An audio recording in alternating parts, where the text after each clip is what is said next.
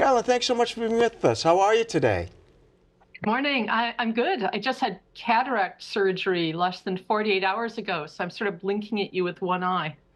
Well, if you saw what I look like, that might be a good thing for you.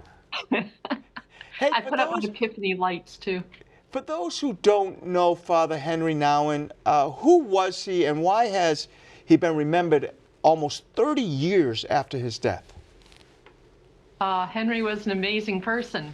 Henri was a Dutch Roman Catholic priest who came to the US in the 60s, studied psychology at the Menninger Institute, taught at Notre Dame, taught at Yale, taught at Harvard, became a real leader in pastoral theology. And then in his, I guess, 50s, he did a series of really interesting things trying to follow Jesus in a deeper way. He lived for a while at Cistercian Abbey. He went to Latin America, and then 10 years before he died, he moved to a L'Arche community in Canada to live with people with intellectual disabilities. And then which is where we knew him. And then in the last 5 years of his life, he became absolutely enthralled with a trapeze troupe and a traveling circus. And he wrote about all of these things, and he wrote about them, as you were saying, in a very accessible way. And he was also just a real pleasure of a human being. And I don't know if you heard me say it, but I remember reading a number of his books when I was in the seminary. Our spiritual directors always encouraged us to read Father Nouwen. So let's focus a bit. You mentioned the L'Arche Daybreak community where he lived and where you lived. You got to know Father Nouwen. What was it like for him to go, from teaching at Yale and Harvard to living with people who have intellectual disabilities and celebrating their lives? Well, it was a huge jump, right? Because he was someone who lived very much in his head. And he wanted very much to be liked. He was someone who really was very responsive to people, very attentive to people. That was the pastoral gift. And part of the other side of that maybe is he was very, aware of how people felt about him. So going to a place where his reputation didn't really mean very much, where the people who he wanted to like him weren't going to be reading his books, was quite a hard transition for him, but it was also, I think, a very healing one, that he really knew people loved him for who he was, not for what he did, not for his books, not for his fame. In the community, we really liked Henri as Henri. And what was he like there when you met him? And I'm not sure how much you knew about him before you met him, but what was that like? I knew a lot about him before I met him, and we kind of bonded because my husband and I had both done Ivy League doctorates in English literature. So we were kind of like Henri, recovering academics, trying to get out of our heads, trying to follow Jesus really differently, realizing that the academic world was beautiful and important, but somehow was turning us into people we didn't want to be, which I think was quite a similar experience to Henri's. So we had this kind of bond, and Henri was demanding, he was funny, he was generous, he was eager. I was thinking around Advent that Henri was one of the most awake people I've ever known. Like, he was just awake to everybody, to everything, to the wider world. He made sure that in our little L'Arche community that we were aware of the peacemakers of the world, that we were really paying attention when the Jesuits were killed in El Salvador, that we were really paying attention to what was going on in the Middle East. Like, he kind of made sure that in a community that could be very insular, that we were paying attention to our place to pray, to be part of the bigger world. So I have here in my hand Flying, Falling, Catching, which you essentially co-wrote with Father Nouwen after his death, based on unpublished writings, as I said. What's it all about? Well, it really is a funny and fascinating story.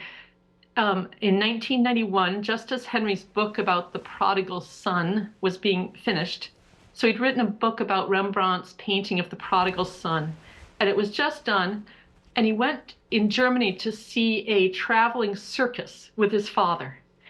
And he saw this trapeze troupe called the Flying Rodleys, and he was absolutely mesmerized. He was in tears. He got so excited that he went back to their next performance and watched again. And then he went and managed to meet them. And he actually became real friends with them over the next 5 years. He rented a little recreation vehicle and traveled with them for a few weeks. And he was sure that he was going to write his best book ever about them. That it wouldn't be like his other books. It wouldn't just be a spiritual book. It would attract a secular audience. It would bridge the gap between his usual audience and a wider audience. He worked on this book and thought about it for 5 years, and then he died suddenly of a heart attack in 1996 and left fragments unfinished. I'm sorry. Yeah. Why do you think he thought this could be, one of his most important books?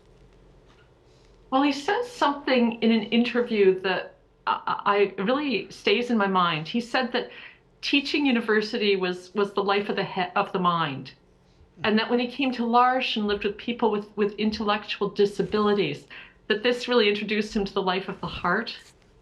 And then he said, but there's something about this trapeze troupe that introduces me to the life of the body, and the body tells a spiritual story. And I think that was part of it, that it was trying to, for this very heady guy, to really find what's the spiritual story of the body. He writes in another place about that it moves him to tears because it's in motion, because it is, he calls it the experience of an enfleshed spirituality. And if you think about a priest, our Mass, all of our worship is a very enfleshed spirituality, but he's thinking about, what it means to have a spirituality that's in motion, in time, really embodied. And that somewhere at that point in his life is really gripping him. Well, Carolyn, it's so great of you to join us today. How can people get the book and learn more about Father Henri Nouwen? Well, the book it just came out in paperback in November. So it's really accessible. It's published by HarperCollins, Harper One. So it should be in any bookstore and online or in your library. And Henri Nouwen, if you search, there's the Henri Nouwen Society that has a lot about his history. And his other books are great too. I think what he was hoping about this book, he wanted to write it in a different way. He wanted to write it as creative nonfiction. He wanted to write something that would read like a novel.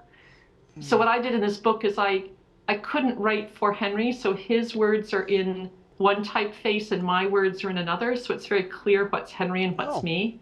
I wanted that to be very clear. So what this book does is it tells the story like he wanted, it reads like a novel of the story of Henri's discovery of the trapeze troupe and how they became friends.